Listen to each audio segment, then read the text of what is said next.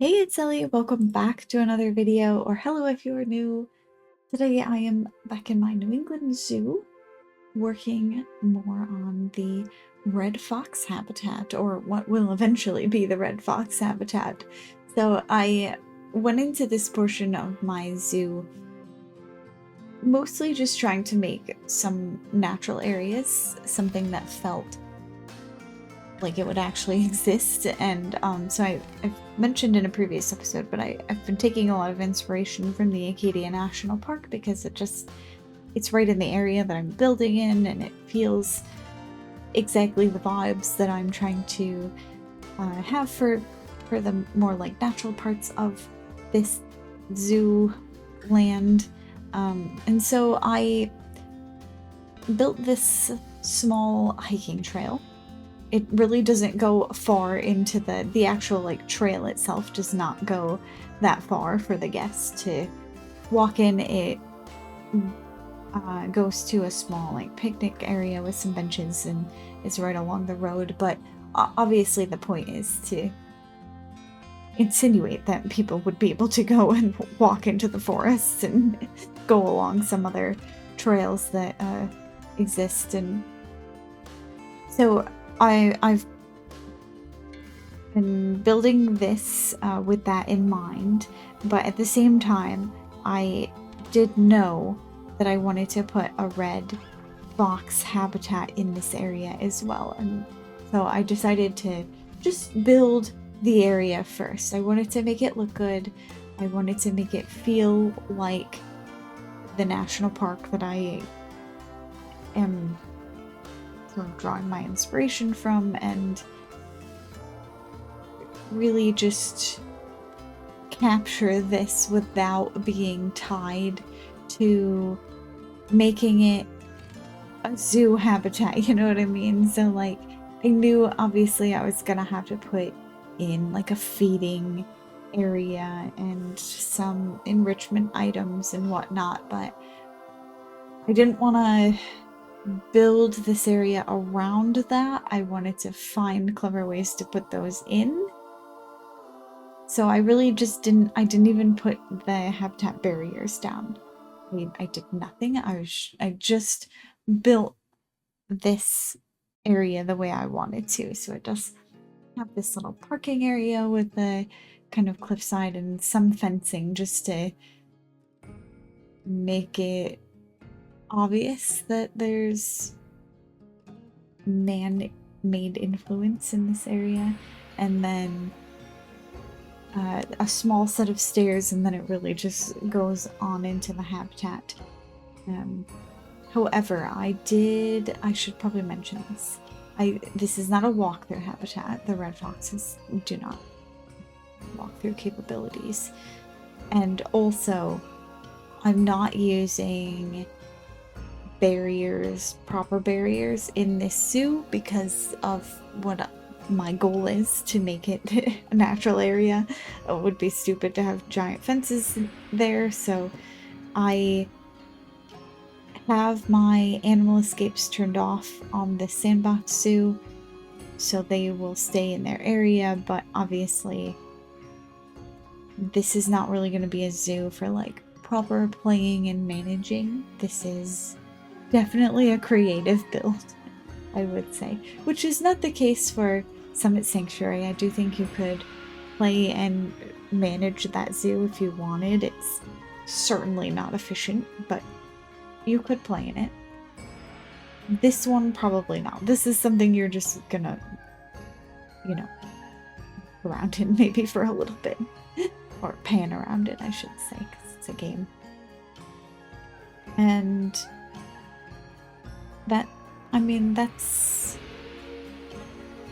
fine, I think, because I honestly don't know that many people. It's just the sphere that I sort of operate in, but I don't actually know anybody who plays this game for the management aspect of it.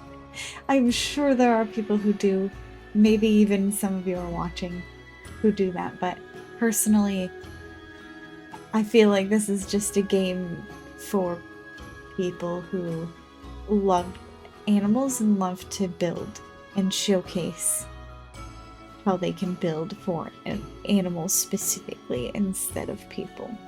Though obviously I build a lot for the guests too. But yeah, so, you know, I don't think anybody's going to be upset that you can't really play this zoo unless you have all these sandbox settings activated. And that's going to be the case for pretty much all of the habitats, I'm guessing. I think the only one I might not have that for is the gray seals, but I'm still debating about that because I do think it's just a cooler zoo if there's just docks and the gray seals are just kind of on the beach or whatever, because that's very common in these areas. It's not like these animals don't interact and kind of live alongside and next to people and even together. Like, I haven't decided yet, but I'm considering putting the raccoons in a free barrier just in the city and just having them walk around town with people. I think I'm probably not going to do that, but it is an idea that I've been considering because, you know, raccoons live in cities. That's where they're found a lot of the time because, you know, they've had to make adjustments for people, and so it feels like it could fit. But yeah, I think more likely I'll end up putting them somewhere near the train station and the train tracks. That's my guess right now. I haven't really planned out where all the animals are gonna go yet. So I guess we'll see when we get there. I have built a ski lodge, and that has a free habitat for moose.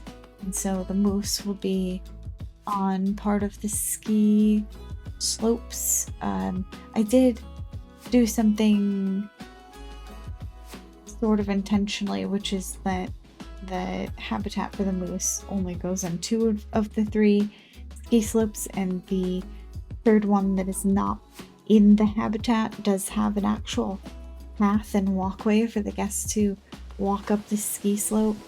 So it's going to look a little silly if you're trying to do cinematics. But I'll just have to do the cinematics before the guests actually get there. But, you know, this way the guests will be able to really, like, be in the ski area, and it'll feel more alive, and they'll get definitely a much better view of the moose that way, because otherwise there is just a small section of the path that would have been nearby enough to really look in the habitat, and I don't think the guests would have been very happy with their moose sightings and view of the moose, because the habitat is very big. So the red fox habitat is very large as well. It's like from this path from the hiking trail all the way to the back of the zoo, which is the end of the diorama area. It's, as I said, quite large, and I doubt that the guests are going to be happy with this red fox viewing either, because of how difficult it is to see them. At least that's my guess. But that is basically the end of the episode.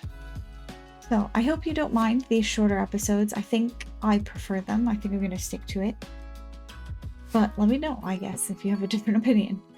Thanks for watching. If you liked the video, please make sure to give it a like, subscribe if you'd like to see more content, and I hope to see you in the next one. Until then, bye!